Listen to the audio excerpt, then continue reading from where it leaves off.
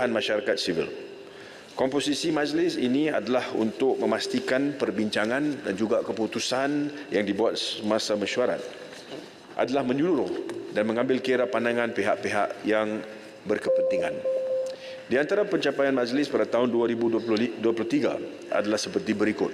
Pertama, meluluskan pelaksanaan inisiatif single window untuk menderas dan menyusun semula fungsi terutamanya berkaitan kerjasama berorientasi agensi dan penggiat dalam ekosistem syarikat pemula bagi memperkukuh ekosistem syarikat pemula serta meningkat keterlibatan dan juga prestasi syarikat pemula tempatan. Kedua, mempercepatkan pelaksanaan projek pembangunan Identity Digital Nasional ataupun IDN, iaitu sebuah sistem bentuk pengenalan dan pengesahan diri secara digital dengan merujuk kepada sumber tunggal yang sahih berdasarkan ciri-ciri biometrik individu. Inisiatif ini, Tuan Di-Pertua, akan mempertingkatkan program pendigitalan sektor awam bagi memastikan kemajuan digital yang mampan. Ketiga, meluluskan cadangan pembangunan plan tindakan KL20 yang menyasarkan Malaysia berada pada kedudukan 20 teratas dalam ekosistem syarikat pemula global menjelang tahun 2030. Plan ini turut menggariskan usaha membangunkan Kuala Lumpur sebagai hub syarikat pemula dan digital serantau. Dan keempat, Tuan Ketua, mengambil maklum kedudukan ekosistem pembiayaan model teruka yang merangkumi pembiayaan daripada sektor awam dan sektor swasta di samping mengenal pasti usaha dan juga inisiatif untuk kita mengukuhkan ekosistem pembiayaan model teruka untuk dipertimbangkan oleh kerajaan.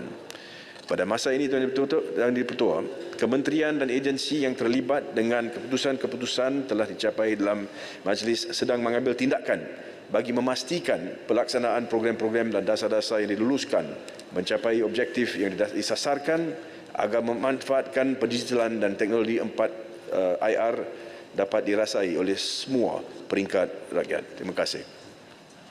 Sila Tumulong. Okey, soalan tambahan saya.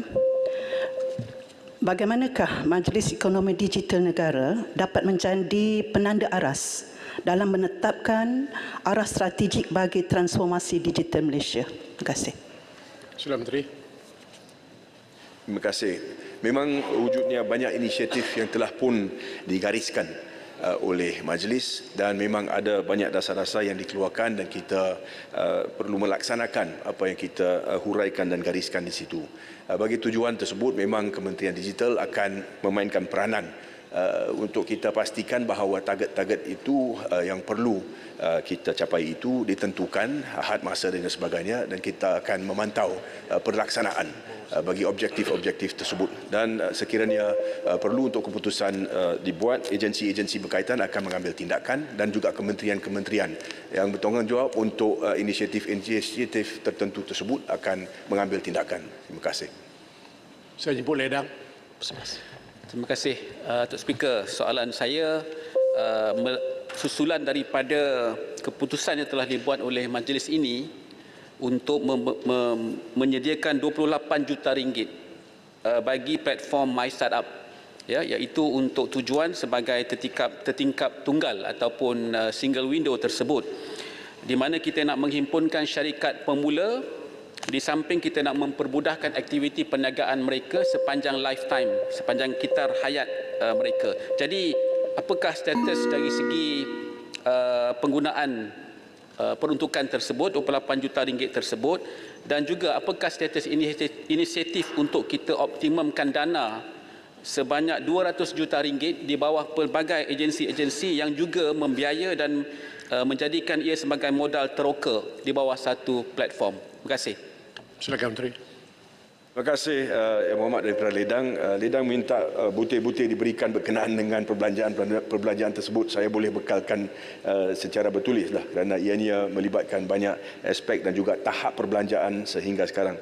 Tetapi apa yang disebut oleh Yang Berhormat daripada Ledang itu sangat penting kita lihat kepada persoalan berkenaan dengan dana yang boleh digunakan untuk kita membantu syarikat-syarikat pemula dan kita juga kena lihat kepada dunia digital dalam masa depan di mana kita lihat bahawa ini adalah akan menjadi satu daripada sektor ekonomi yang sangat penting Dalam keadaan tersebut, seperti mana Lidang juga sedia maklum, Lidang juga sebahagian ahli majlis, kita terdapat pendapat daripada semua pemegang taruh Tuan Ketua, khususnya daripada MEFCAP berkenaan bagaimana kita boleh mengambil tindakan untuk pastikan bahawa kita dapat membawa bersama apa yang dinyatakan sebagai the business.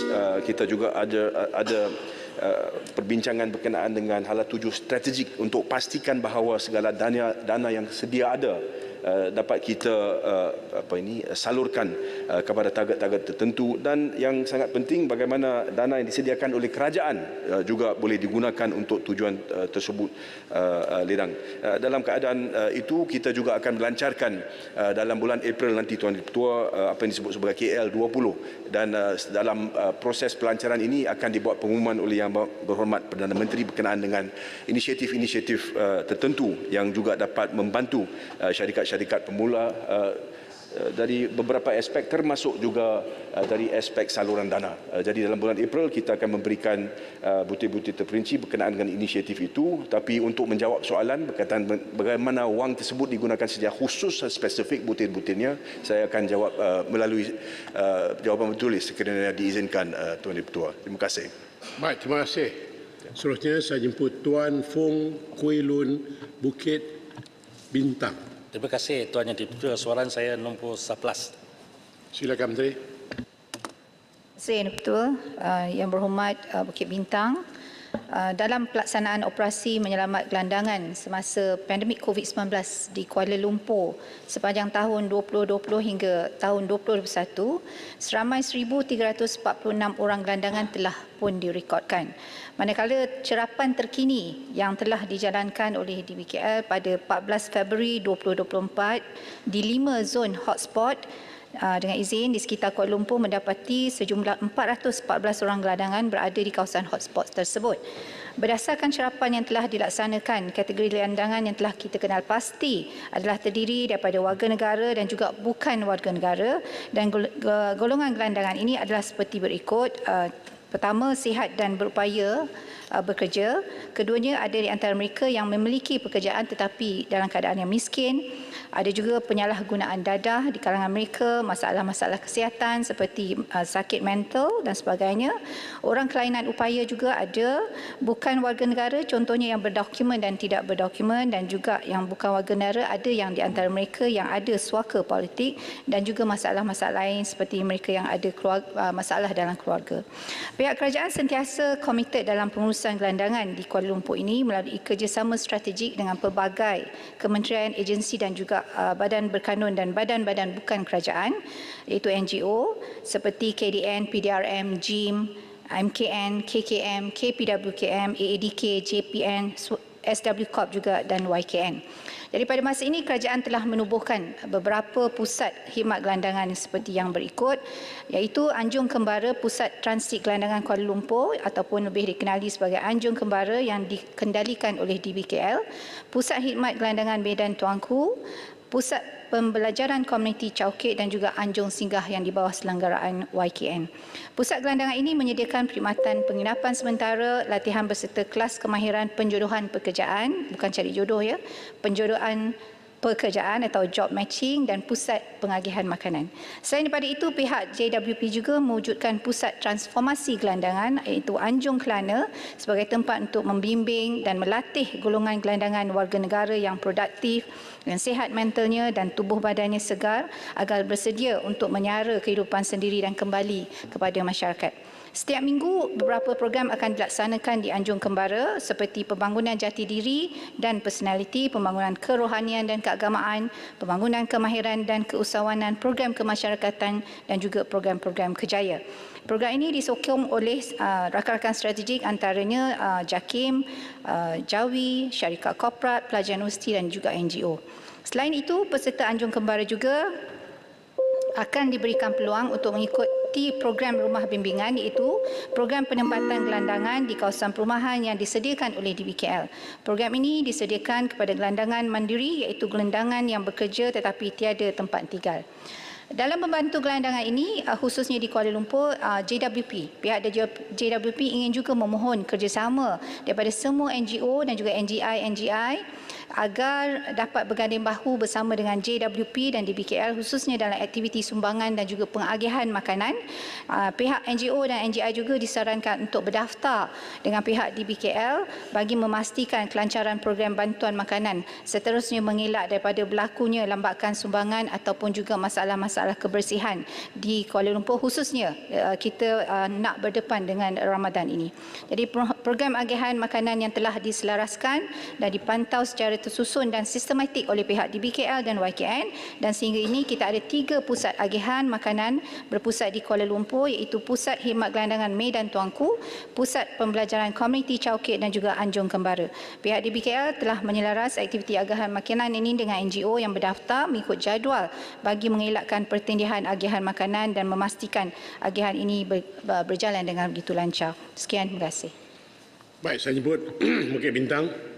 Terima kasih Tuan Yang di-Pertua Soalan Tambahan. Saya ingin bertanya Yang Berhormat Menteri, adakah terdapat kajian ke atas kelangkaan di Kuala Lumpur Wilayah Persekutuan? Siapa pihak yang terlibat dan apakah hasil kajian tersebut dan cadangan penyelesaiannya? Terima kasih. Sila Menteri. Terima kasih. Terima kasih Yang Berhormat. Tuan Yang Pertua, untuk maklumannya, sebenarnya sebarang hala tuju dan yang dijalankan oleh JWP ke atas golongan gelandangan ini sememangnya adalah berdasarkan kajian, ya, ataupun pemerhatian secara tidak langsung dan interaksi-interaksi yang dilakukan oleh JWP dengan agensi-agensi rakan strategik dan juga golongan gelandangan sendiri. Pertama, hasil daripada pemerhatian JWP melalui operasi menyelamat gelandangan yang telah dijalankan, beberapa inisiatif yang menjadi keperluan gelandangan telah dikenalpasti secara tidak langsung. Daripada maklumat ini, pihak JWP dan agensi yang terlibat dapat membentuk program-program yang khusus untuk membantu golongan gelandangan ini. Kedua, kajian-kajian yang dijalankan juga oleh pihak universiti dan juga NGO yang turut dijadikan rujukan utama dalam usaha JWP untuk meneliti keadaan semasa dan keperluan golongan rentan ini. Antara agensi yang terlibat adalah JWP sendiri, Jabatan Immigration Malaysia, AADK, Kementerian Kesihatan, Yayasan Kebajikan Negara, Kementerian Pembangunan Wanita, Keluarga dan Masyarakat, JAWI juga, JKM, KDN, Jabatan Pendaftaran Negara, PDRM, DBKL dan juga NGO-NGO yang berkaitan. Terima kasih. Baik, Al-Ustaz. Terima kasih Tan Sri Ketua Yang Berhormat Menteri. Tadi disebutkan ada program pembangunan untuk gelandangan yang telah pun dibuat bersama beberapa rakan strategik. Saya ingin tahu berapa banyak yang telah berjaya dilahirkan daripada program ini. Kalau perlu jawapan tertulis, saya bersedia menerima. Yang kedua, Tan Sri Ketua, untuk gelandangan bukan warga negara, yang bukan warga negara Malaysia. Tadi Yang Berhormat Menteri sebut untuk warga negara. Untuk bukan warga negara Malaysia pun juga banyak dilihat tidak terurus apa plan jangka panjang untuk isu tersebut. Dan yang ketiga, Tan Sri Ketua terakhir, tadi juga Yang Berhormat Menteri sebut ada rakan strategi yang melibatkan institusi agama. Itu untuk plan pembangunan kemahiran barangkali. Apakah mungkin Yang Berhormat Menteri ataupun kerajaan boleh bercadang untuk menjadikan masjid sebagai tempat untuk perlindungan sementara kepada gelandangan warga negara, terutama yang Muslim, dengan penyusunan yang tersusun? Terima kasih, Tan Sri Speaker. Sila Menteri. Terima kasih Yang Berhormat Al-Ustaz. Untuk makluman Yang Berhormat, saya ada data sedikit tentang ini. Soalan pertama tadi, pada tahun 2016 sehingga sekarang, ya, kita ada seramai 1,927 orang yang telah pun berjaya mendapat pekerjaan, Yang Berhormat. Jadi program ini kita adakan di Anjung Kembara dengan kerjasama YKN, Jabatan Tenaga Kerja dan Pertubuhan Keselamatan Sosial Perkeso, untuk membantu kumpulan gelandangan ini supaya mereka dapat menyara kehidupan mereka sendiri dan akhirnya kembali ke dalam masyarakat. Juga program pembangunan kemahiran dan keusahawanan juga telah diperkenalkan pada tahun lepas 2023, di mana contohnya ada agak spesifik yang ni, kelas jahitan kasut, kelas jahitan pakaian diadakan bagi memberi peluang kepada golongan gelandangan ini yang berminat untuk membuka perniagaan sendiri, dan sehingga kini kita ada 31 orang yang mengikuti program seperti ini. Bagi soalan yang kedua yang bukan warga negara yang berhormat, kita bekerjasama dengan KDN, dengan JIM juga untuk melihat mereka-mereka yang kita jumpa yang bukan warga negara dan ada sebahagiannya yang mereka letak di depo, contohnya ya. Dan saya bersetuju untuk isu mereka-mereka yang beragama Islam ini kita bekerja secara rapat dengan institusi keagamaan, khususnya masjid, dan saya sendiri insya-Allah akan terus untuk berbincanglah nanti dengan pihak JAKIM dan sebagainya untuk kita lihat di mana kita boleh memperkasakan mereka. Terima kasih. Baik, saya jemput Datuk Rosul bin Wahid, Ulu Terengganu. Terima kasih. Itu Assalamualaikum warahmatullahi wabarakatuh. Soalan saya nombor 12. Silakan Menteri. Terima kasih Tan Sri Yang Di-Pertua.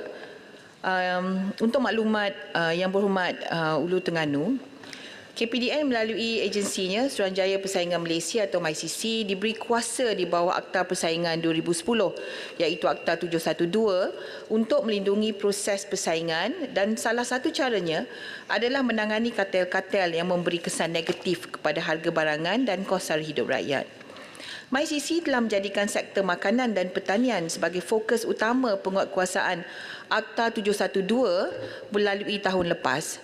MyCC akan bertindak tegas without fear of favour dengan izin Tan Sri Yang Di-Pertua terhadap mana-mana perusahaan dalam dua sektor ini jika mereka terlibat dalam kartel atau yang menyalahgunakan kuasa dominannya. Sejak penubuhan MyCC pada tahun 2011 sehingga kini, MyCC telah mengenakan penalti kewangan terhadap lebih 250 buah syarikat untuk pelanggaran berkaitan kartel dan penyalahgunaan kuasa dominan dengan jumlah penalti kewangan lebih 500 juta ringgit Malaysia. MyCC juga sedang menyiasat lebih 500 perusahaan yang disyaki terlibat dalam aktiviti kartel yang berkaitan dengan penetapan harga dan tipuan bidar. Selain itu, MyCC akan membentangkan pindaan terhadap Akta Persaingan 2010 iaitu Akta 712 dan Akta Suruhanjaya Persaingan 2010 Akta 713 dalam tahun ini. Untuk makluman Yang Di-Pertua, pindaan terhadap Akta 712 dan Akta 713 ini bakal mengukuhkan lagi MyCC melalui pertama, kuasa penyiasatan dan penguatkuasaan dengan tujuan untuk mencapai penyelesaian penyiasatan dan pengeluaran keputusan dengan lebih efektif dan efisien. Dan kedua, memperkenalkan rejim kawalan penggabungan ataupun merger control regime yang akan memberi kuasa kepada MyCC mengenakan tindakan intervensi awal terhadap pembentukan kartel atau monopoli baru melalui pengawalan aktiviti penggabungan. Tan Sri Yang Di-Pertua, pada masa yang sama, MyCC sedang dalam proses menambah kekuatannya dari segi kapasiti melalui penambahan bajet sebanyak 10 juta ringgit Malaysia yang diluluskan melalui belanjawan baru-baru ini. Selain itu, MyCC turut giat dalam melaksanakan advokasi kepada pemegang-pemegang taruh relevan seperti pengguna, badan-badan kerajaan, persatuan pemain industri dan sebagainya untuk meningkatkan kesedaran tentang peri pentingnya perundangan persaingan dengan harapan ia dapat mengurangkan aktiviti kartel dengan jayanya. Sejak penubuhan MyCC pada tahun 2011, lebih dari 350 program advokasi telah dijalankan dan untuk tahun ini dijangka sekurang-kurangnya 20 program advokasi akan dijalankan. Terima kasih Tan Sri Yang Di-Pertua. Baik, terima kasih. Jemput Dr. Terengganu. Terima kasih Ketua, terima kasih Tuan Menteri dengan jawapan yang cukup baik. Cuma persoalannya ialah adakah cadangan untuk menambah lagi kakitangan MyCC yang dikatakan sekarang ini seramai 17 orang. Yang kedua, kewujudan MyCC adalah untuk membendung mereka yang monopoli harga dan sebagainya. Tahniah kepada MyCC yang telah mendenda ataupun compound kepada 5 syarikat ayam sebanyak 415 million. Cuma apakah pandangan kementerian? Sekarang ni minggu depan kita akan masuk bulan Ramadan dan dikatakan sewaan lot bulan berniaga di pasar Ramadan ini mencecah sehingga 17,000 kata lot. Dan ini juga dikatakan terlibat dengan kartel. Apakah MyCC tidak melihat perkara ini? Dan yang seterusnya yang betul, kepatuhan kepada arahan ataupun dapatan MyCC bagaimana untuk nak impose, kerana dia katakan ada agensi yang telah dinasihatkan oleh MCC tapi mereka tidak mengikut nasihat MCC yang disampaikan kepada mereka. Terima kasih, Yang Bertuah. Terima kasih, Menteri. Tan Sri Yang Bertuah, berkenaan dengan bahagian yang pertama itu, ini yang saya sebut dalam jawapan saya tadi, 10 juta ringgit Malaysia dalam bajet 2024 akan digunakan untuk menambah jumlah pegawai dan menambah kekuatan di dalam MyCC itu sendiri, agensi MyCC ya.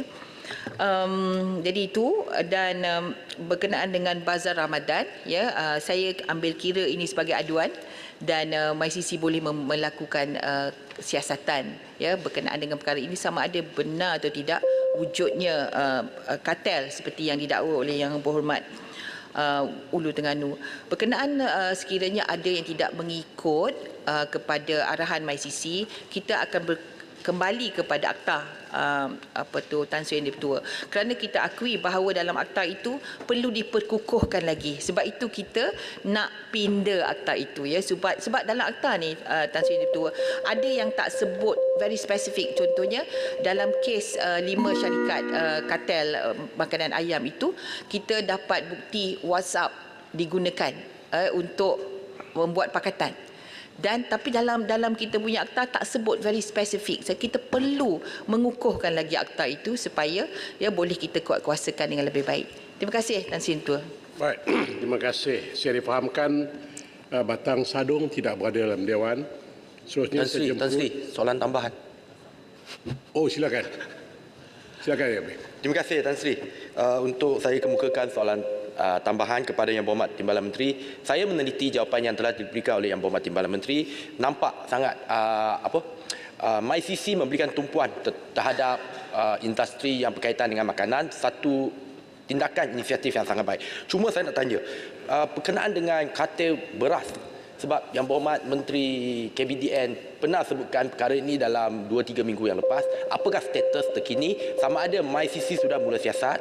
Dan yang kedua, tadi Yang Berhormat Timbalan Menteri ada sebut penalti sejak 2011 sebanyak 500 juta terlibat, termasuk saya percaya yang berkaitan dengan 5 syarikat makanan ayam ternakan tersebut. Jadi apakah status tersebut yang 5 syarikat tersebut telah membayar penalti yang telah dikenakan? Minta jawapan daripada Yang Berhormat. Terima kasih Rasa. Terima kasih Menteri. Terima kasih Yang Berhormat Rasa. Tan Sri Yang Bertuah, izinkan saya mengambil peluang ini untuk memberi sedikit penjelasan berkenaan dengan isu padi dan beras ini.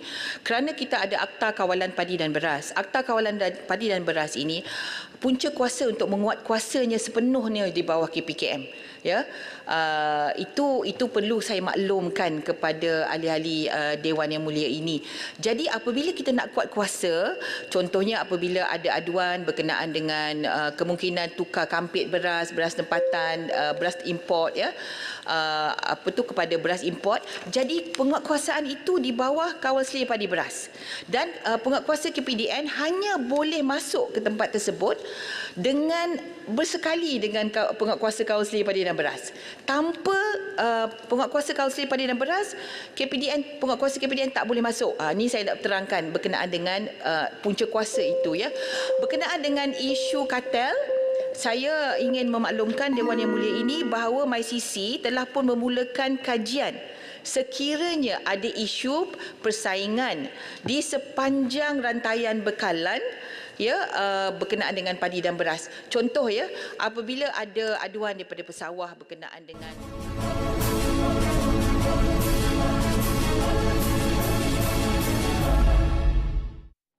Baik, bertemu kembali langsung dari Parlimen dan ketika ini masih lagi berlangsung berkenaan dengan pertanyaan-pertanyaan bagi jawab lisan, dan saya ingin memetik beberapa jawapan khususnya soalan bagi waktu pertanyaan-pertanyaan Menteri. Soalan nombor 3 berkenaan dengan Kongres Ekonomi Bumi Putera 2024 berkenaan dengan apakah hala tuju dan pendekatan baru yang sedang dirangka oleh kerajaan daripada Kongres Ekonomi berkenaan.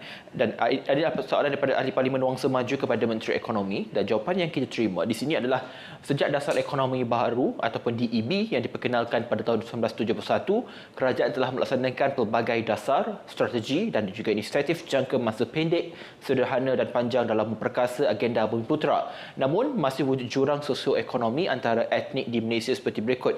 Ini adalah fakta yang diberikan dalam jawapan di mana peratusan insiden kemiskinan mutlak Bumiputera adalah yang tertinggi di Malaysia iaitu 7.9% berbanding China 1.9% dan juga India 5.4% pada tahun 2022. Kadar peratusan pengangguran Bumiputera adalah sebanyak 4% berbanding China 3.1% dan juga India 4.8% pada tahun 2022. Dan pemilikan ekuiti korporat Bumiputera mencatatkan pencapaian 18.4% pada tahun 2020 berbanding bukan Bumiputera sebanyak 29.5% dan sasaran sekurang-kurangnya 30% pemilikan ekuiti korporat Bumiputera masih belum dicapai. Dan jawapan lengkap juga anda boleh saksikan kami di Berita RTM atau saluran-saluran kami untuk maklumat lanjut. Dan sedikit jawapan bagi pertanyaan-pertanyaan bagi jawab lisan berkenaan dengan liputan internet soalan nombor 4 berkenaan dengan soalan ini. Liputan internet dan komunikasi di kawasan berpenduduk di Parlimen Tanjung Piai sehingga 31 Januari 2024 telah mencapai 98.90%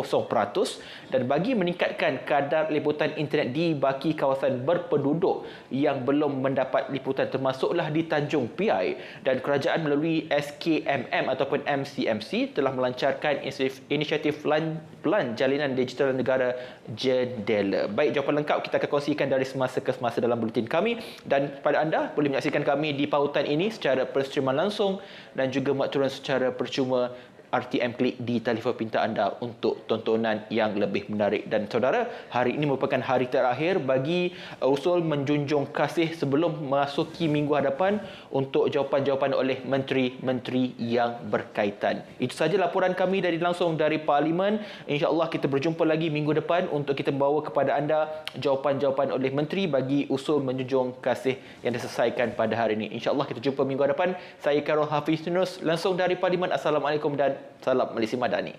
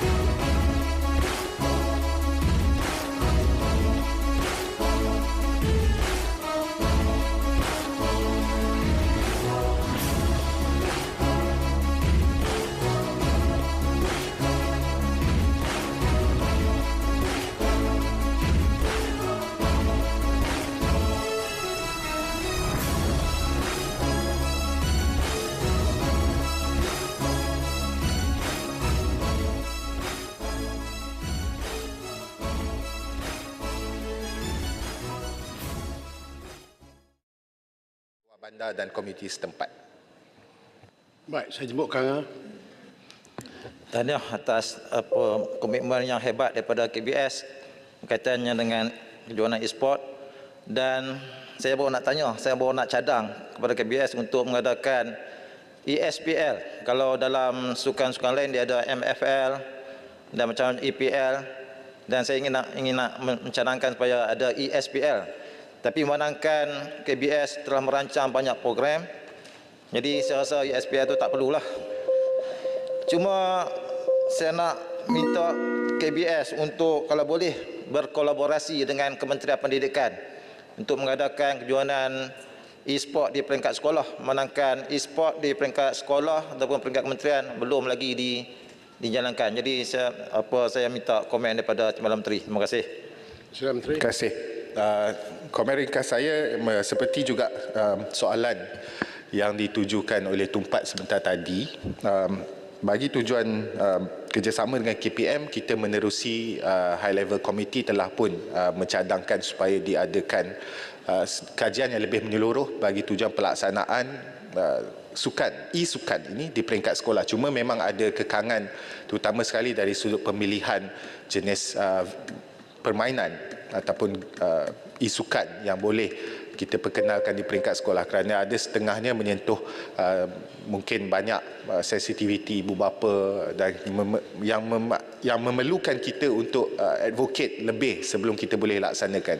Dan ada beberapa sekolah yang telah pun melaksanakan, terutama sekali memperkenalkan pertandingan isukan yang berbentuk contohnya e-football di peringkat sekolah untuk disertai oleh pelajar-pelajar kita. Bagaimana sekalipun kita yakin bahawa dengan begitu banyak peluang dan juga potensi menerusi e-sport, memandangkan Malaysia juga adalah salah sebuah negara dalam rantau ini yang muncul sebagai peneraju dalam bidang e-sport, sama ada sebagai pasukan yang bertanding maupun sebagai pengacara atau pengendali satu-satu kejohanan.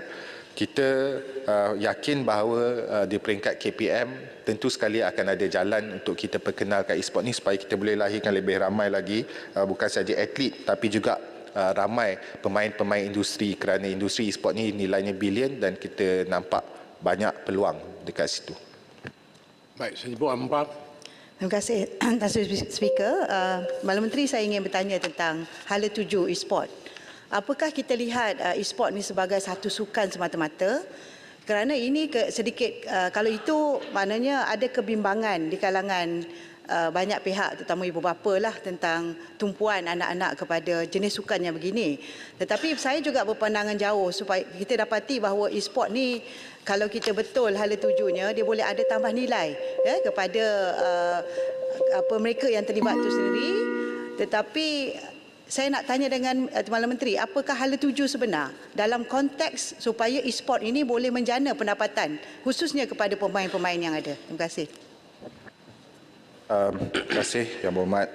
Untuk pengetahuan yang Ketua Dewan dan Yang Ketua, e-sport ni macam saya sebut tadi adalah sebuah industri yang bernilai bilion ringgit.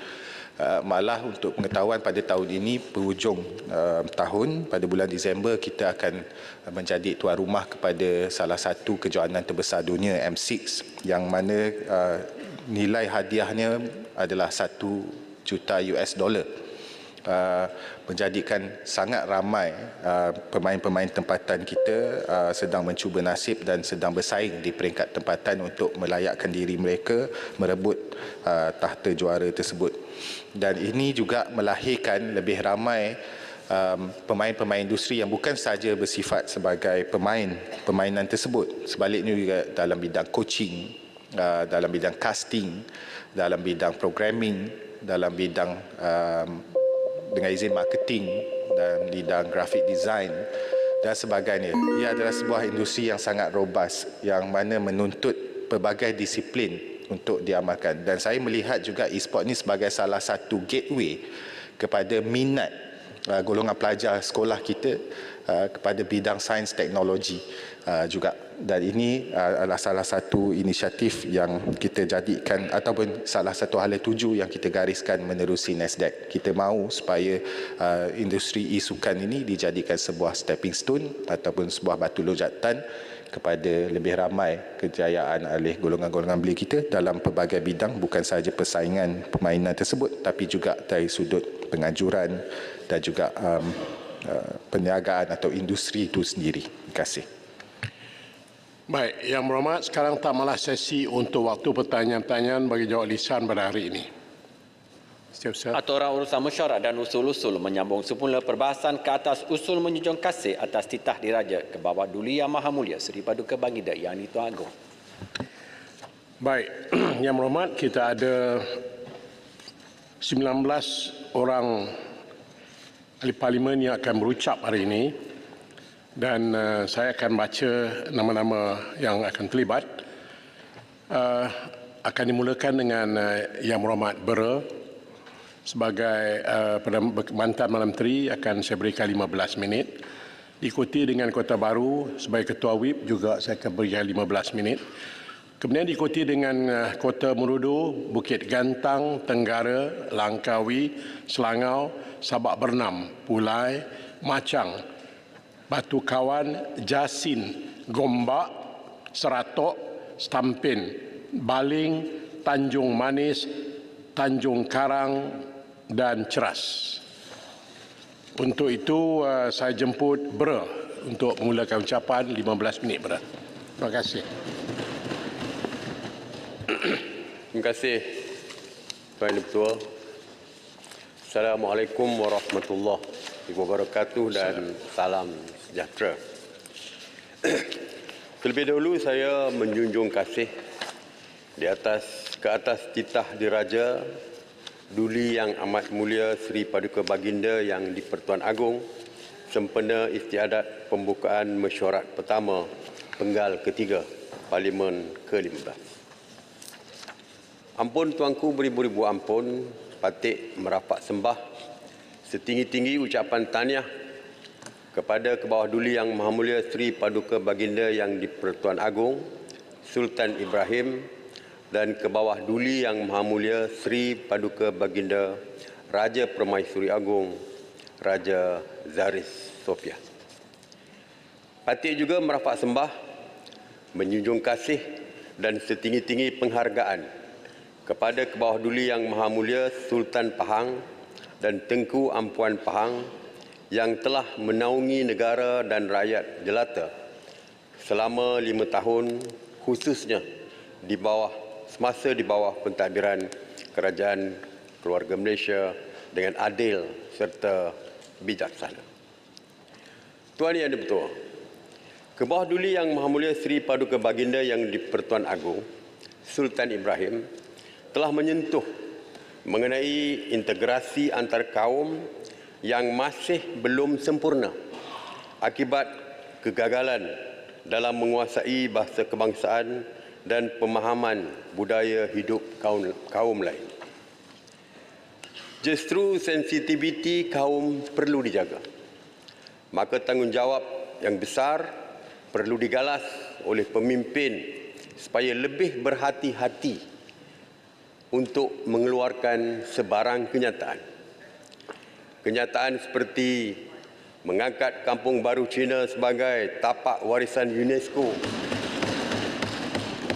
dan bak kuteh sebagai makanan warisan tidak akan mengukuhkan integrasi kaum, malah boleh menimbulkan polemik yang berpanjangan. Amat menyedihkan juga, selepas hampir 70 tahun negara mencapai kemerdekaan, masih ramai yang tidak mampu menguasai bahasa Melayu dengan baik dan betul. Kita masih gagal dalam memupuk perpaduan sebagai sebuah negara bangsa yang sebenar-benarnya. Integrasi kaum hanya pada lapisan formal, tidak menjalar sehingga ke akar ubi. Oleh itu saya menjunjung dan menyokong saranan Yang di-Pertuan Agong supaya jurang defisit sosial perlu dirapatkan segera. Tuan Yang di-Pertua, baru-baru ini Bank Negara Malaysia telah mengumumkan pertumbuhan KDNK sebanyak 3.7% pada tahun 2023, dipacu oleh aktiviti ekonomi dan keadaan pasaran buruh yang terus pulih. Meskipun pertumbuhan tersebut tidak mencapai sasaran 4 hingga 5% seperti yang ditetapkan berikutan persekitaran luaran yang mencabar. Namun dalam masa yang sama, kita harus akui bahawa faktor dalaman juga menyebabkan ekonomi negara tidak menunjukkan prestasi yang baik, termasuk kejatuhan nilai ringgit.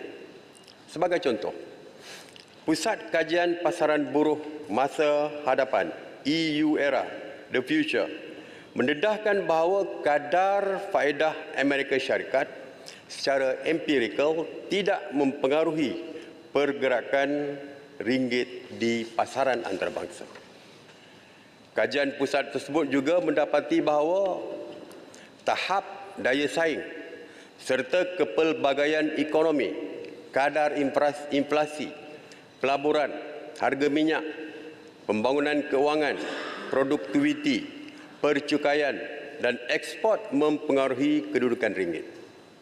Oleh itu, negara memerlukan satu strategi yang jelas untuk jangka sederhana dan jangka panjang untuk kestabilan ekonomi daripada kekejutan persekitaran luaran. Ini kerana pelabur mahukan situasi di mana mereka boleh menjangka masa hadapan di negara ini. Keadaan yang samar-samar menyukarkan mereka untuk membuat keputusan. Dalam masa yang sama, dasar percukaian perlu dilihat kembali. Pada tahun ini sahaja, beberapa cukai baru diperkenalkan dan cukai sedia ada dinaikkan sehingga menurunkan kuasa beli rakyat dan seterusnya memberi impak kepada kitaran penjanaan pengganda ekonomi dan pulangan pelaburan.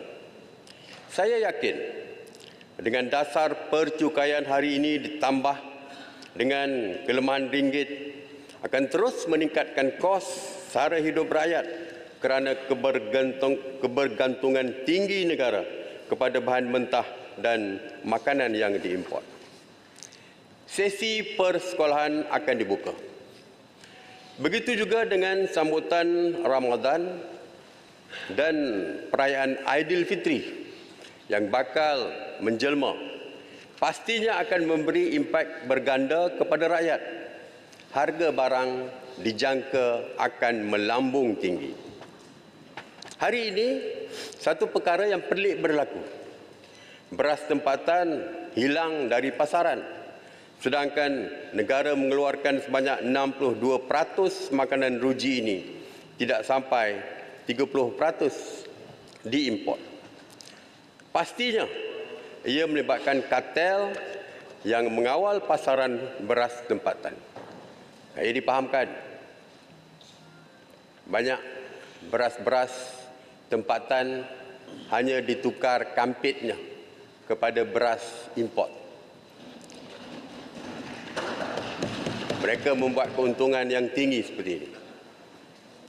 Yang kedua, beras tempatan dicampur dengan beras import dan dijual sebagai beras import. Jadi kartel seperti ini mesti dihapuskan dengan segera. Seperti mana yang dilakukan oleh kerajaan keluarga Malaysia sewaktu mengekang kartel ayam.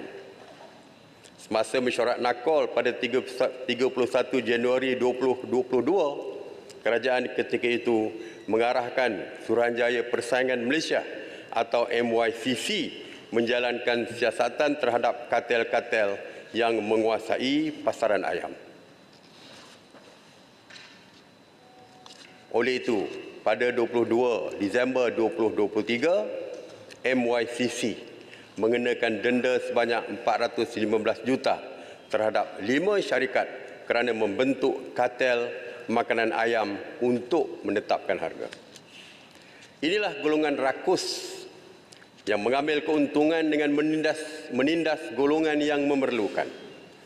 Bagi mengurangkan beban yang terpaksa ditanggung rakyat, saya mencadangkan kerajaan melakukan penilaian semula ke atas bantuan sedia ada bagi memastikan kestabilan hidup mereka lebih berkesan. Untuk mengelakkan kenaikan harga barang akibat sistem percukaian yang tidak cekap, saya bersetuju dengan pandangan beberapa rakan supaya GST dikembalikan semula. Biar atas apa nama sekalipun, kerana ia terbukti bahawa sistem percukaian tersebut lebih telus dan sekaligus dapat mengimbangi fiskal kerajaan melalui kutipan hasil.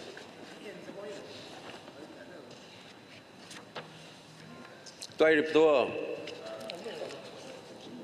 negara sudah melalui beberapa krisis ekonomi yang mencabar seperti krisis kewangan 1998.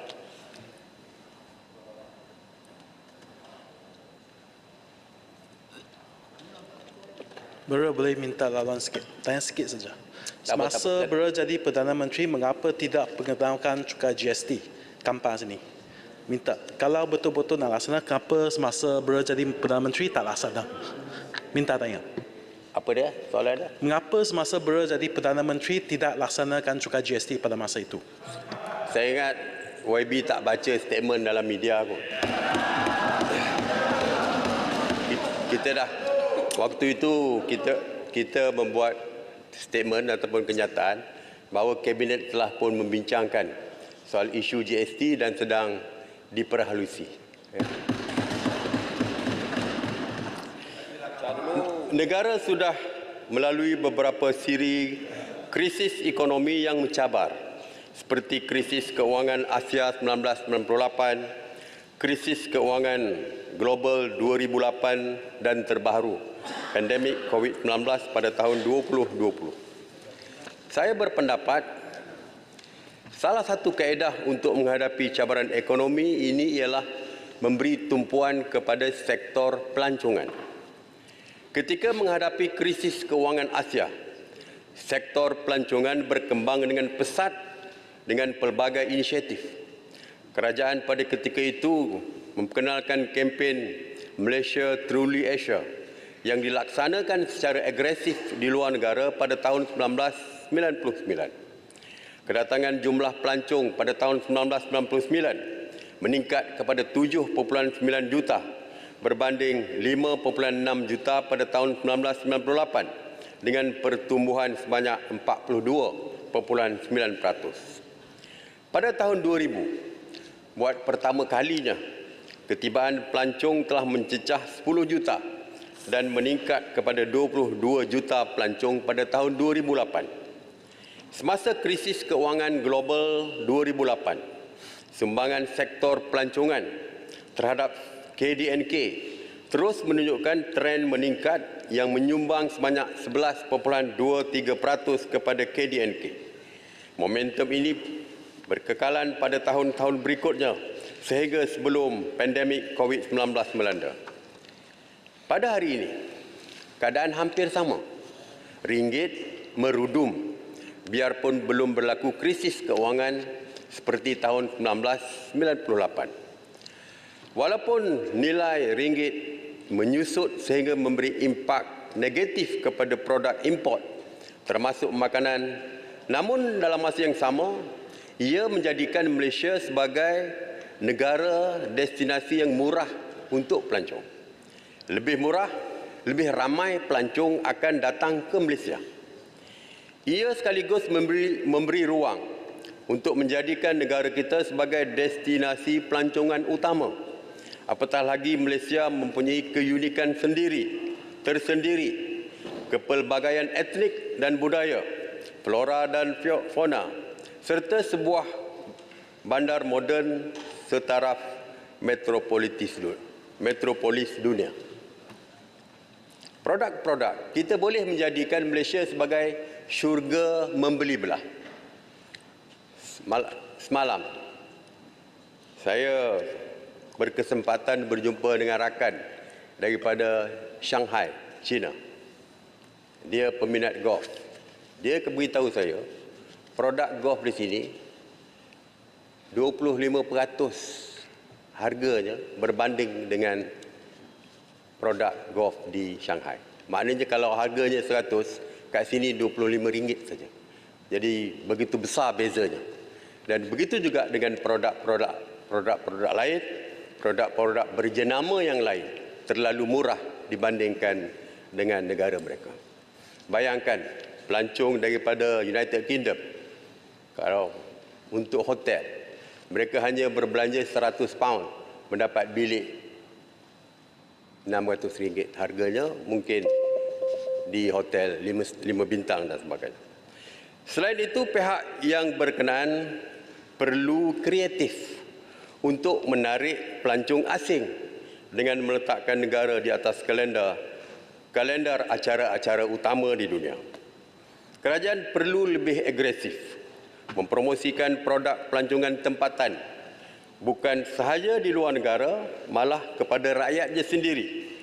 Kempen cuti-cuti Malaysia perlu disemarakkan kembali. Saya juga mencadangkan pengusaha-pengusaha pelancongan tempatan diberikan insentif khas seperti potongan cukai bagi memangkin industri ini kerana kesannya amat besar kepada ekonomi setempat. Suka untuk saya nyatakan bahawa sektor pelancongan tidak boleh lagi menjadi sekadar penyelamat ketika krisis, tetapi sektor ini perlu menjadi pembangkit peralihan kepada ekonomi berorientasikan perkhidmatan, dan ini memerlukan kepada strategi khusus bagi pembaharuan dan kemampanan sektor ini.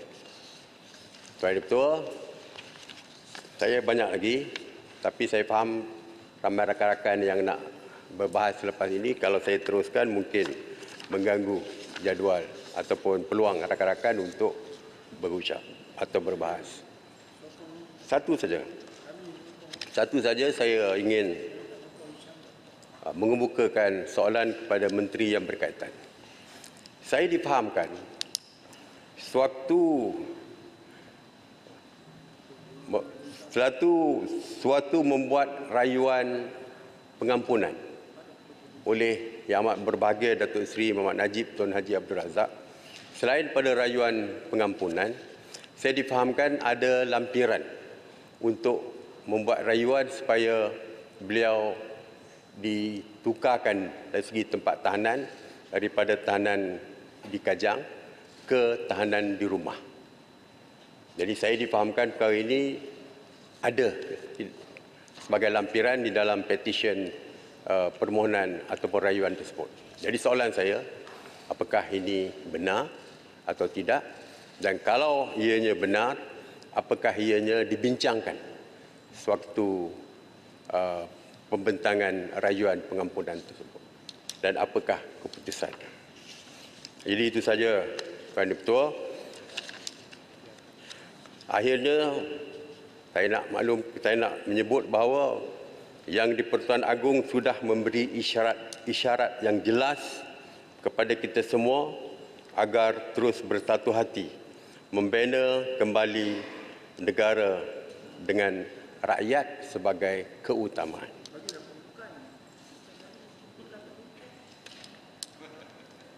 Marilah kita sama-sama merapatkan saf untuk bersama-sama membina sebuah negara bangsa yang maju. Terima kasih, saya mohon menyokong. Terima kasih, Bro. Sekarang saya jemput Kota Baru. Kota Baru juga ada 15 minit. Terima kasih. Assalamualaikum warahmatullahi wabarakatuh dan salam sejahtera. Terima kasih Tan Sri Yang Di-Pertua kerana sempat juga saya berbahas di bawah pengendalian Yang Berhormat Tan Sri sendiri, sepatutnya timbalan speaker saja. Namun demikian, sebagai antara pembahas yang terakhir, macam kita dalam ceramah lah Yang Berhormat Tan Sri, penceramah terakhir itu banyak poin-poin yang telah diambil oleh penceramah yang awal-awal lagi. Namun demikian, sebagai Ketua WIP kepada Perikatan Nasional, saya ingin mengucapkan jutaan terima kasih kepada rakan-rakan saya, ahli-ahli Parlimen Perikatan Nasional yang telah berhujah dengan begitu mantap dan begitu baik sepanjang 2 minggu.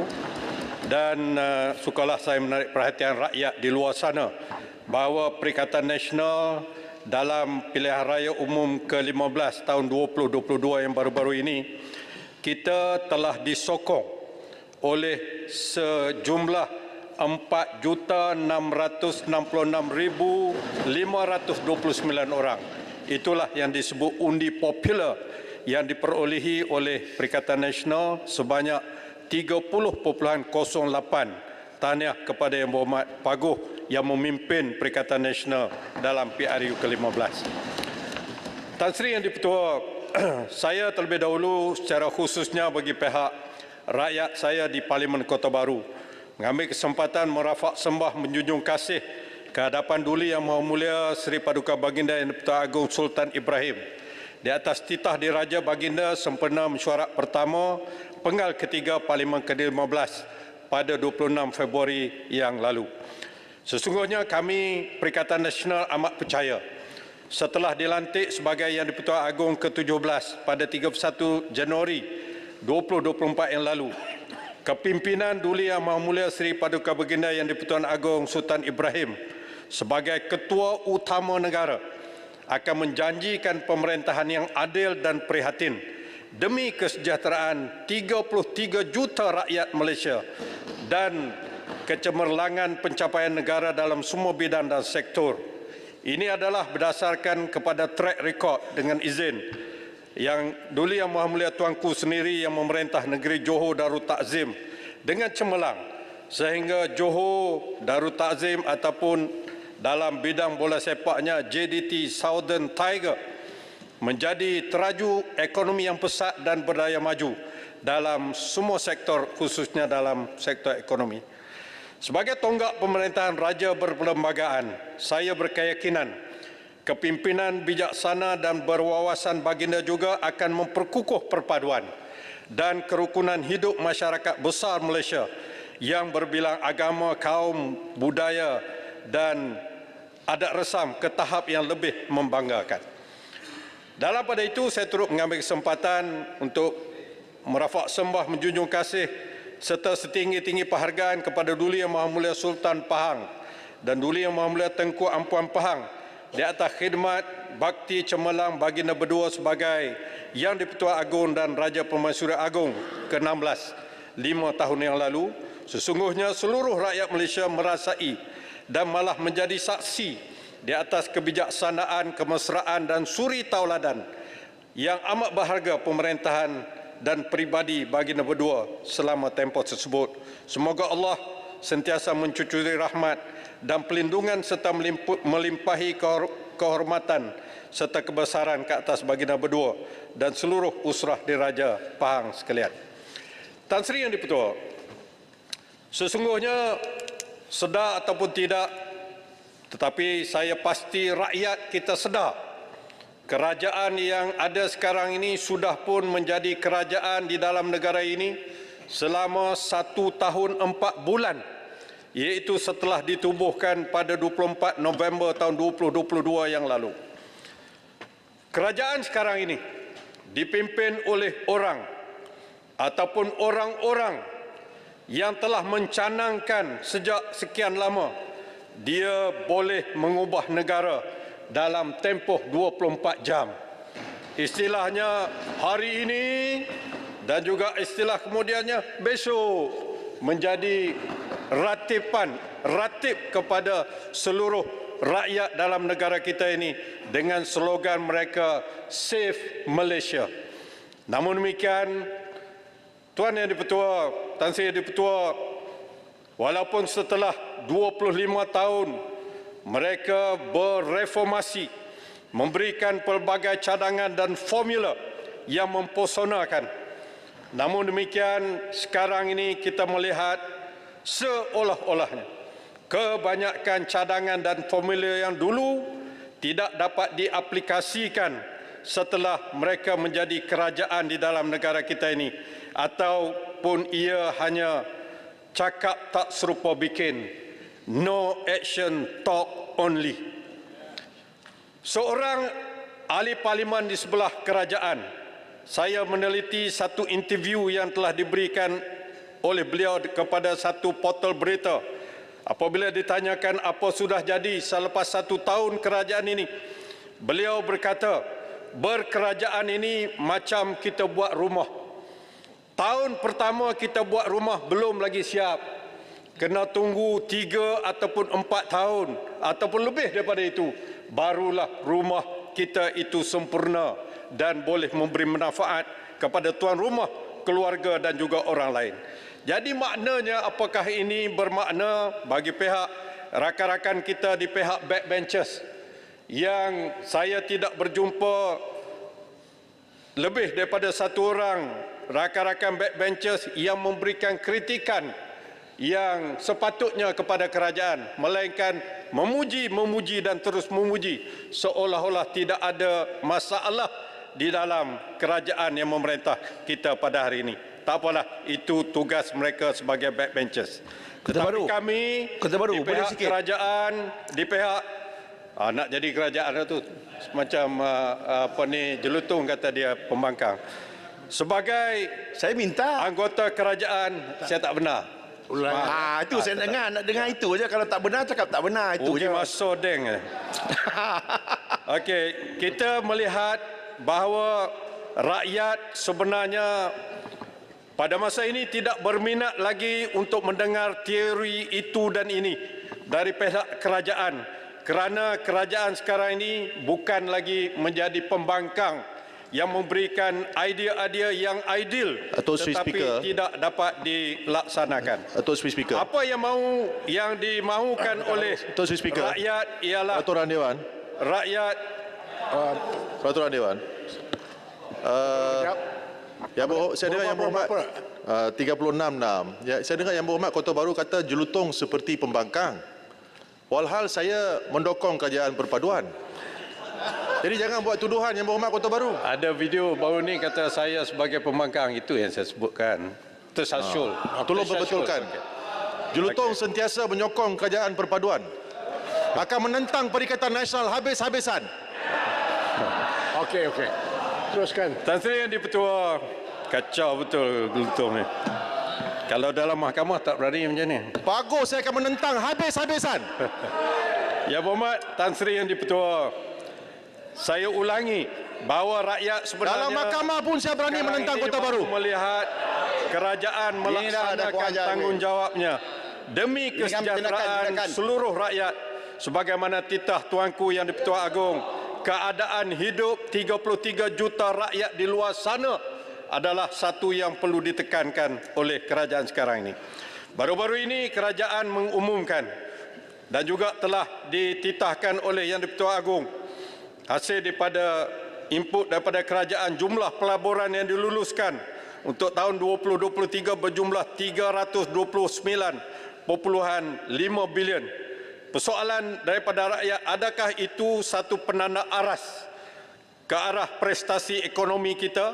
Dan tegasnya rakyat ingin tahu berapa sebenarnya aliran masuk pelaburan daripada yang sebenarnya, dan adakah ianya telah menunjukkan satu perkara yang memberi manfaat sehingga kepada rakyat jelata dan seluruh negeri-negeri yang ada dalam negara kita ini. Tan Sri Yang di-Pertua, yang menjadi persoalan rakyat di luar sana ialah mereka kecewa dengan kegagalan kerajaan dalam mengurus isu-isu yang berkaitan langsung dengan kehidupan mereka seperti sekuriti ekonomi dan makanan, harga barangan dan perkhidmatan yang melambung tinggi, kesan kejatuhan mata wang yang amat-amat dirasai, penarikan subsidi, dan kini ditambah pula dengan pengenaan pelbagai cukai yang mencekik dan mencengkam rakyat, cukai atas cukai dan atas cukai, dan berteorilah macam mana sekalipun hakikatnya rakyat sedang menderita sekarang ini. Apa yang mereka mahu ialah seperti mana yang dibuat oleh Kerajaan Perikatan Nasional dan juga yang dibuat kepimpinan Paguh dan Bera sebelum ini. Yang penting kepada kita ialah pastikan food on the table ataupun makanan di atas meja rakyat jelata, bukan hanya berteori semata-mata. Oleh sebab itu, Tan Sri Yang di-Pertua, Perikatan Nasional juga menyahut sepenuhnya seruan titah tuanku bahawa semua kita di dalam Dewan ini perlu memainkan peranan dan tugas membangunkan negara dan memberikan kesejahteraan kepada rakyat sebagai tanggungjawab bersama. Memang kita mengakui ini juga tanggungjawab kita Perikatan Nasional. Namun demikian, satu syarat utama yang kita harap daripada pihak kerajaan, berlaku adillah kepada semua pihak, termasuk kepada pembangkang, termasuk kepada negeri-negeri pembangkang, termasuk kepada rakyat-rakyat yang tidak mengundi pihak kerajaan dalam pilihan raya yang lalu. Saya ingin memetik peruntukan dalam perlembagaan Fasal 8 yang bertajuk kesamarataan ataupun equality. Apabila rakyat di dalam negara kita ini diberikan hak perundangan atau perlembagaan untuk memilih wakil rakyat mereka, maka menjadi hak juga kepada wakil rakyat untuk mendapat peruntukan yang sama rata, sama ada mereka ini pembangkang ataupun mereka ini pihak kerajaan. Ini adalah hak sama di sisi undang-undang, kerana punca keuangan yang digunakan oleh kerajaan disumbang oleh seluruh rakyat, bukan sesetengah rakyat sahaja. Tan Sri Yang di-Pertua, Poin saya yang kedua ialah berhubung dengan isu perpaduan yang turut disentuh oleh Yang Berhormat Bera sekejap nanti, yang meliputi hubungan kaum, keharmonian sosial, perpaduan masyarakat, bahasa, budaya, agama yang menjadi perhatian penting di dalam titah diraja baru-baru ini. Saya petik, saya perhatikan setelah 60 tahun Malaysia dibentuk, hubungan perpaduan antara kaum masih belum sempurna kerana masih ada generasi hari ini yang gagal menguasai bahasa kebangsaan dan memahami budaya hidup kaum yang lain. Oleh itu, saya menyeru kepada kerajaan untuk merangka satu dasar ke arah perpaduan rakyat yang lebih kokoh dan harmoni. Itu titah tuanku. Persis daripada titah baginda di atas, nampaknya seolah-olah kegusaran tuanku bahawa isu perpaduan dan keharmonian kaum ini masih lagi belum sempurna walaupun negara kita telah merdeka lebih daripada 60 tahun. Tuan Baru, sedikit lawang, ringkas saja. 1 minit. Okey. Sebagai yang dikatakan tadi, banyak teori yang dikatakan oleh kajian tak tercapai, tak dilaksanakan. Okey. Dalam keadaan kerajaan dikatakan galau, rasuah, keretokrat, rakyat selesa, rakyat bahagia, rakyat sejahtera. Sekarang dikatakan zaman anti rasuah, zaman integriti, zaman tiada ketirisan, tapi rakyat menderita. Hidup susah, makanan semakin meningkat, beras tidak ada. Boleh tak? Setuju ada saya katakan kepada amat setuju dan masuk dalam bahawa jabatan. kerajaan hari ini janji tak semua bikin ataupun kerajaan skamer. Masa berjalan. Terima kasih. Masuk semua masuk. Terima kasih. Tan Sri Yang di-Pertua, tadi Yang Berhormat Bera, bekas bos saya telah menyatakan isu yang sama, memberikan beberapa contoh-contoh yang menunjukkan bahawa banyak perkara yang boleh menjejaskan keharmonian perpaduan di dalam negara kita ini. Saya bukanlah berhasrat untuk menuding jari atau mencari salah atau mengkambing hitamkan mana-mana pihak sebagai punca dan penyumbang kepada keadaan yang malang ini. Tetapi sekadar beberapa contoh. Bagi contohnya, satu isu yang berbangkit berkaitan dengan Perdana Menteri bukan Melayu yang dibangkitkan pada 29 November di Manchester, United Kingdom oleh seorang pemimpin politik negara yang partinya kini berada di dalam kerajaan. Satu petikan berita telah pun semua kita tahu, tetapi yang ingin saya menarik perhatian setelah berita itu dikeluarkan, dibuat oleh pemimpin berkenaan apabila berlaku banyak bantahan dan sebagainya, pada 13 bulan 12 tahun 2023 pemimpin yang sama atas tajuknya Kit Siang, pertahan kenyataan bukan Melayu boleh jadi Perdana Menteri, disiarkan dalam Malaysia Gazette, mengatakan bahawa beliau mempertahankan, beliau menyebut tiada sekatan dalam perlembagaan untuk bukan Melayu menjadi Perdana Menteri. Tan Sri Yang di-Pertua, ini adalah satu perkara yang sudah selesai. Memang di dalam perlembagaan tidak ada peruntukan bahawa mana-mana golongan tertentu saja boleh menjadi Perdana Menteri. Itu semua kita faham. Tapi kenapa dibangkitkan perkara yang boleh menimbulkan suasana yang mengelirukan? Lebih-lebih lagi, pemimpin yang sama ini 3 hari selepas kenyataan yang pertama tadi 13-12, pada 16 bulan 12 mengatakan, tajuknya, Kit Siang akui mustahil bukan Melayu jadi Perdana Menteri. Apa tujuan dibangkitkan perkara yang menimbulkan satu sensitif di dalam masyarakat? Sebaliknya beliau mengetahui dengan jelas apa peraturan Dewan, Timbalan Speaker, peraturan Dewan. Peraturan apa itu? Peraturan 36-12. Peraturan Dewan 36-12, mana-mana ahli yang mengeluarkan kenyataan yang mengelirukan Dewan. Sejarah menunjukkan bahawa Kota Baru. Duduk dulu, saya biar saya habiskan. Karen. Ya. Sejarah menunjukkan bahawa pada tarikh 3 hari bulan Ogos 1973, Mendiang VT Sambandhan telah menjadi Perdana Menteri untuk 1 hari. Ini adalah sejarah. Jadi apa yang dikatakan oleh Yang Berhormat Lim Kit Siang adalah sesuatu yang telah berlaku dalam sejarah. Jadi saya minta Yang Berhormat Kota Baru supaya tidak mengelirukan Dewan dengan mengeluarkan kenyataan-kenyataan atau perbahasan yang tak begitu betul dalam sejarah. Sejarah membuktikan Tun Viti Sambandan telah menjadi Perdana Menteri untuk 1 hari pada 3 hari bulan Ogos 1973. Tan Sri Yang di-Pertua. So tolonglah jangan buat kenyataan yang tidak benar. Kota Baru. Begitulah juga isu pilihan raya pihak yang keliru. Sebentar. Dibangkitkan. Ya. Yes. Landing please. Tolong landing dah, masa dah. Ya. Saya minta lebih kurang 3 minit. Boleh? No, tak ada masa. Ruling, Tan Sri Speaker. Okey, isu yang kedua ialah isu pilihan raya banyak gangguan. Ni makhluk perosak. You are a lawyer, you must know your facts. Sebagai seorang peguam, kena tahu fakta. Gantung dia. Okay. Jangan koyak. Isu pilihan raya kerajaan tempatan, begitu juga satu laporan saya nak bagi seminit setengah lagi. Okey. Terima kasih, Tan Sri.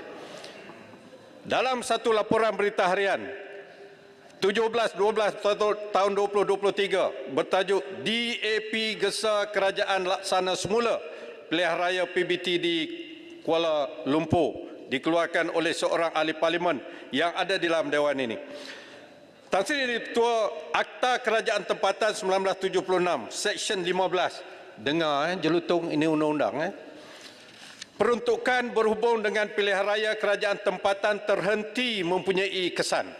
Subsection 1. Walau apapun yang berlawanan yang terkandung dalam mana-mana undang-undang bertulis, semua peruntukan berhubung dengan pilihan raya kerajaan tempatan hendaklah terhenti berkuat kuasa dan mempunyai kesan. Saya nak tanya kepada pihak kerajaan, mohon kerajaan bagi satu jawapan yang jelas. Apakah dasar kerajaan mengenai cadangan pilihan raya kerajaan tempatan ini? Adakah ia masih menjadi agenda kerajaan sekarang ini? Isu yang ketiga yang juga saya perlu sebutkan ialah pandangan daripada seorang pemimpin daripada parti dalam kerajaan juga, yang juga ahli parlimen dalam Dewan ini, yang mencadangkan supaya kerajaan melantik pakar bukan Islam untuk menduduki jawatankuasa kaji kompetensi Dewan Undangan Negeri untuk membuat enakmen syariah. Persoalan saya, apa perlunya perkara-perkara yang seumpama ini yang memang diketahui keadaan dan kedudukannya, di mana pemimpin yang sama juga akhirnya telah menarik balik kenyataan tersebut kerana beliau mengetahui bahawa itu adalah sesuatu yang tidak wajar. Peraturan. Okey. Tan Sri Yang di-Pertua. Saya nak maklumkan kepada Dewan ini. Baik, listen semua diam. Peraturan. Apa? Baca apa dia? Saya tak dengar tadi. 36-12. Berapa? Mana-mana 36-12. Okey. Mana-mana ahli yang mengeluarkan kenyataan mengelirukan Dewan adalah disifatkan menghina majlis dan ahli itu boleh dirujuk. Cadangan yang tadi dikatakan dibawa oleh ahli Dewan ini beruas telah ditarik balik kenyataan itu. Jadi tak ada cadangan. Jadi jangan bangkit lagi. Cadangan telah ditarik balik, kenyataan telah dibuat. Kenapa disebut dulu? Cadangan telah ditarik balik, sudah selesai. Kenapa nak bangkit main isu lagi? Cukup. Duduklah Kampar duduk. Kacau saja Kampar yang keliru. Cadangan sudah ditarik balik. Cadangan sudah ditarik balik. Saya nak baru link. Kota Baru betul. Beruas telah pun tarik balik statement tu. Ya, saya pun sebut. Apa perlunya membuat satu statement yang kita tahu akhirnya kita nak tarik balik? Itulah yang mengelirukan. Okey. Itu maksud saya. Baik. Ya.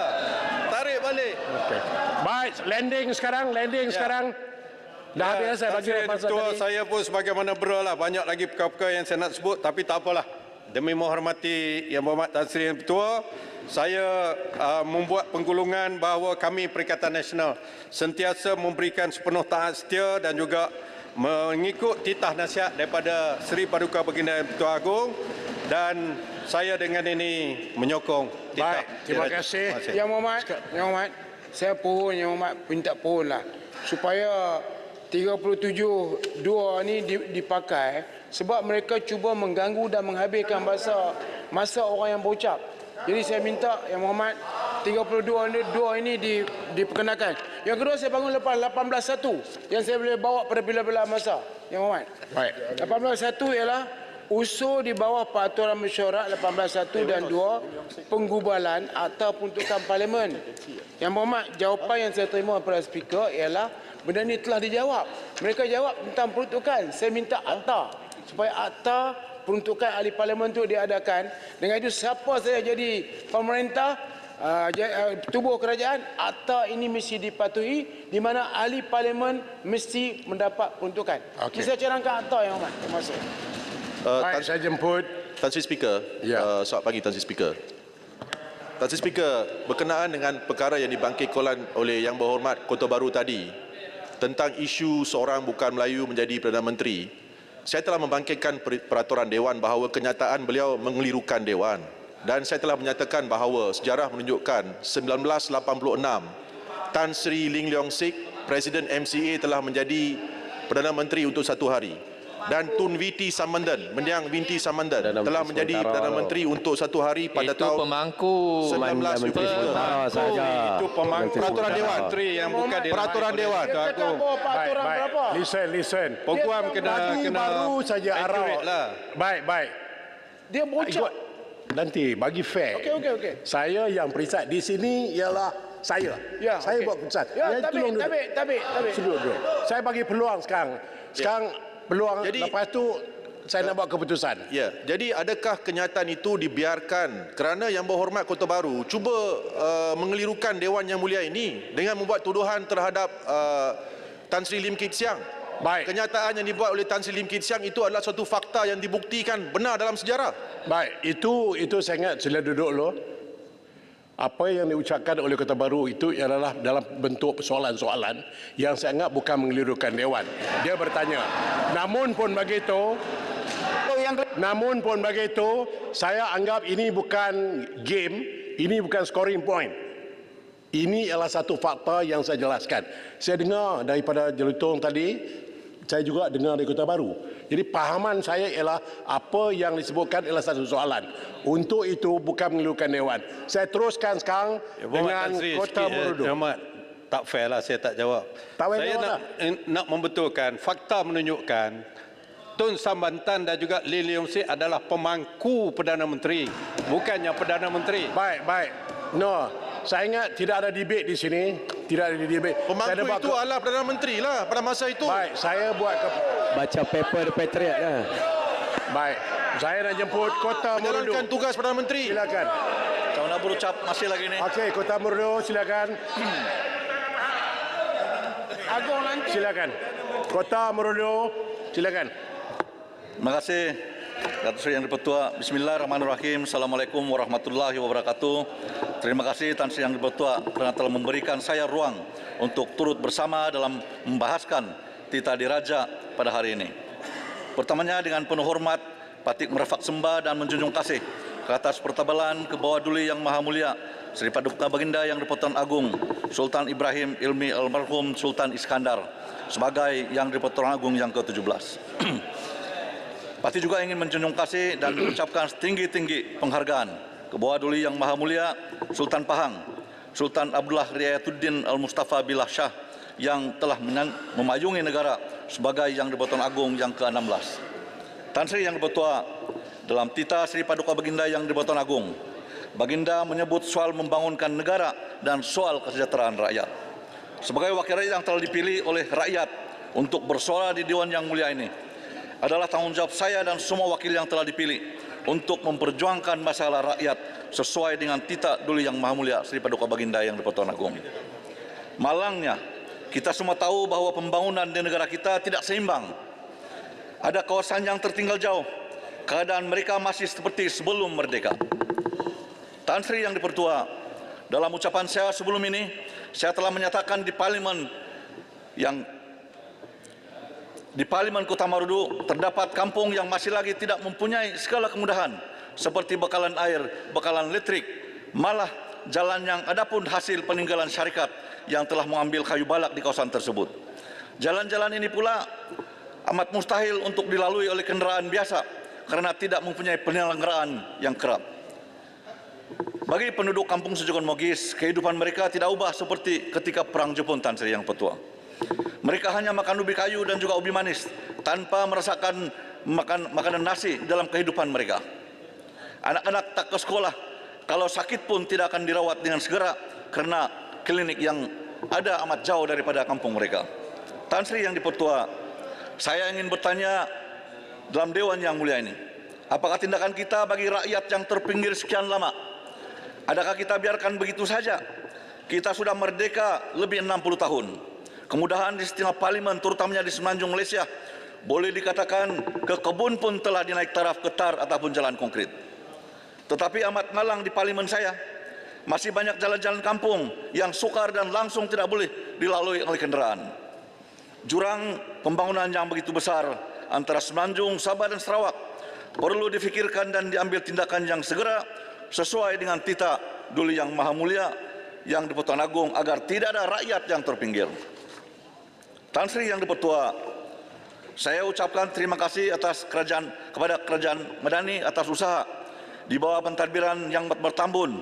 Banyak perkara yang telah diambil tindakan, seperti meneruskan projek Pen Borneo di Sabah, melaksanakan projek menaik taraf jalan daripada Tandik sampai ke Magandai di kawasan saya yang sepatutnya telah siap sewaktu pentadbiran kerajaan-kerajaan sebelum ini. Tan Sri Yang Dipertua, baru-baru ini rombongan pegawai daripada Kementerian Komunikasi bersama dengan Sabanet telah melawat SK Magandai.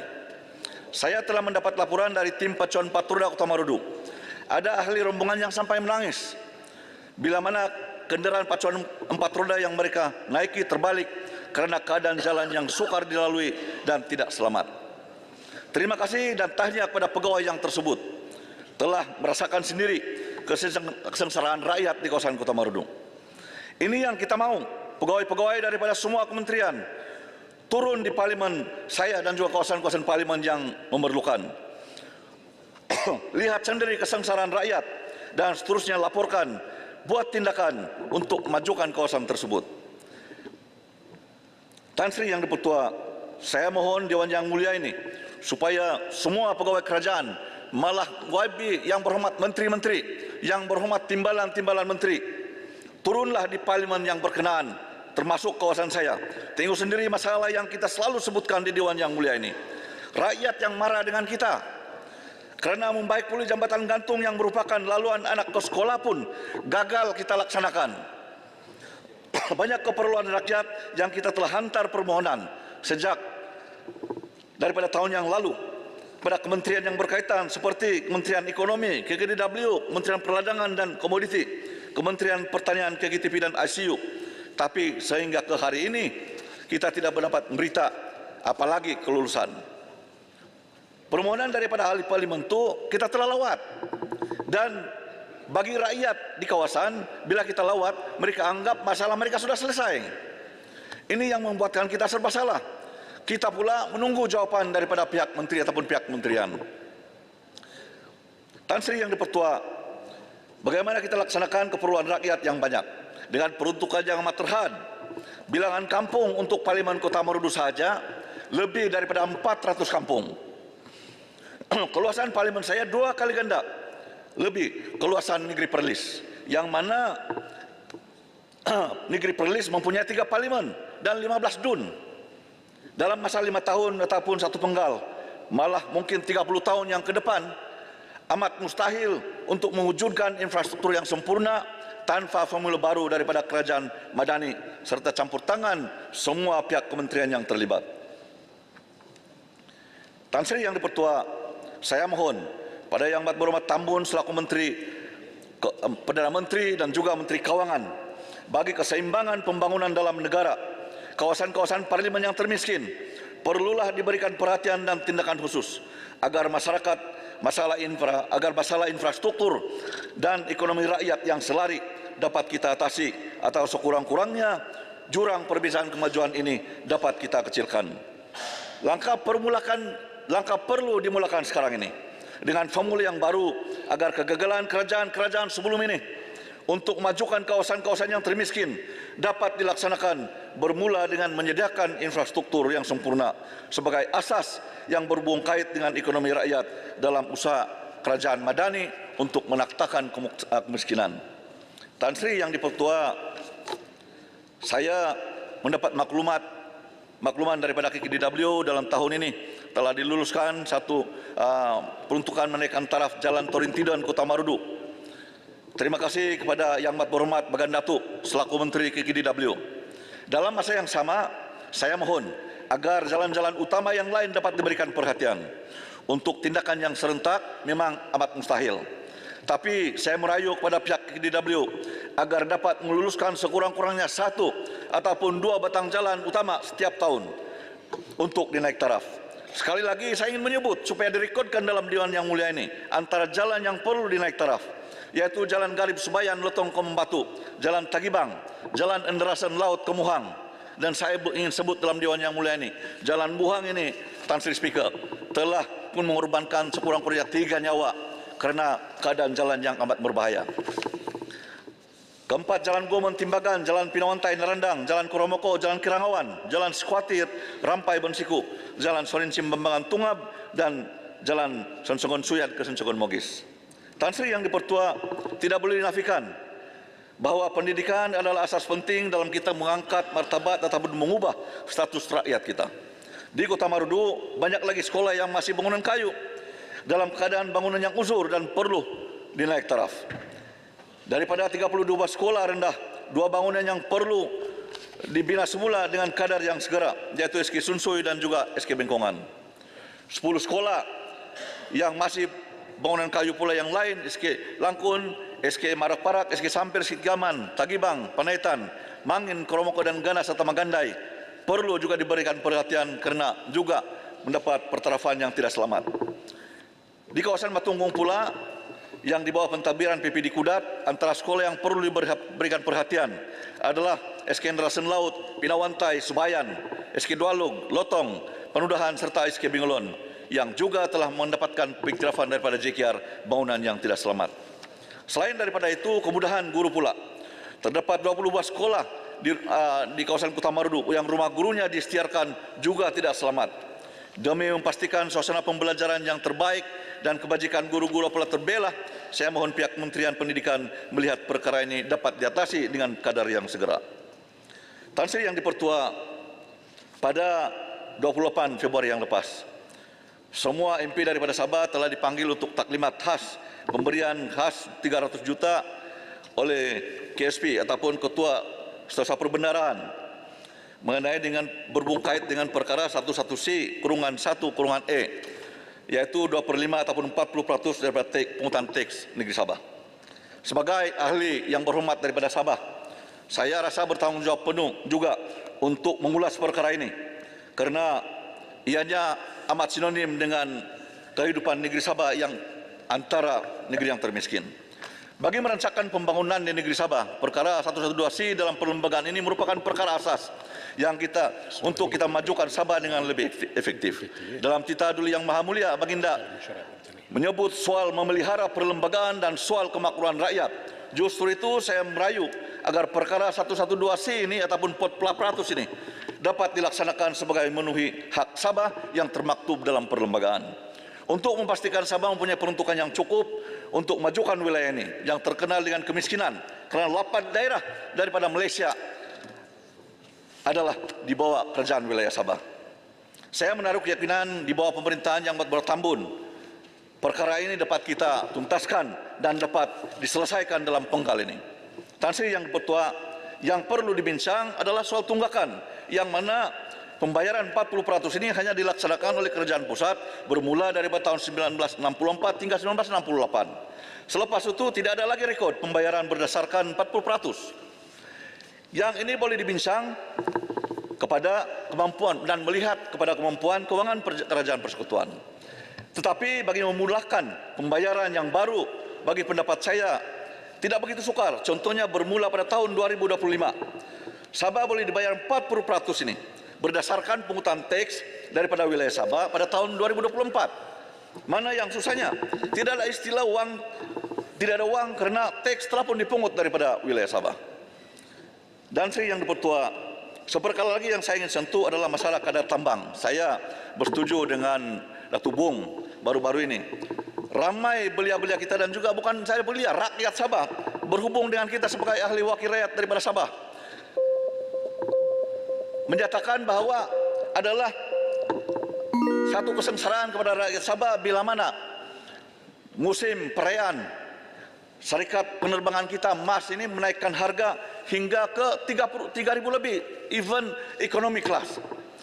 Begitu juga Tan Sri Yang Dipertua, syarikat tambang murah ini pun boleh menaikkan harga tiket Shala KKL sehingga melebihi RM3.000. Menghairankan kita.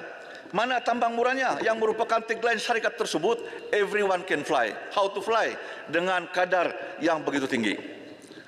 Kita mohon agar pihak Kementerian Pengangkutan simak perkara ini, bagilah harga tetap yang mampu bagi rakyat Sabah dan Sarawak.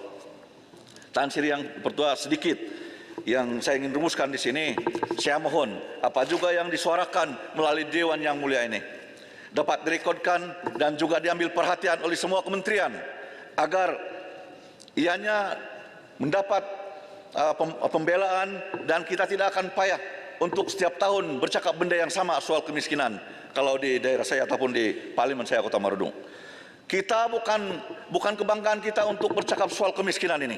Pada saya kalau boleh saya mengelak untuk bercakap soal kemiskinan, tapi ini adalah tuntutan rakyat yang perlu kita utarakan di Dewan Yang Mulia ini.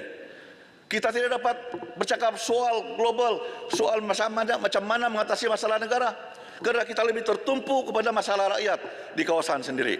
Tan Sri Yang Dipertua, sebelum saya akhiri ucapan saya, sekali lagi saya ucapkan terima kasih kerana telah diberikan masa yang begitu banyak, dan saya mengucapkan sebelum kita melalui bulan Ramadan, mungkin inilah ucapan yang terakhir, saya mengucapkan selamat menyambut bulan Ramadan kepada saudara-saudara se-Islam. Mudah-mudahan dalam bulan Ramadan ini kita akan mendapat keberkatan daripada Allah SWT. Sekian, Kota Marudu turut menyokong. Terima kasih, Tan Sri. Terima kasih, Kota Marudu. Yang berhormat sekalian, mesyuarat ditangguhkan hingga jam 2.30 hari ini. Sekian, terima kasih.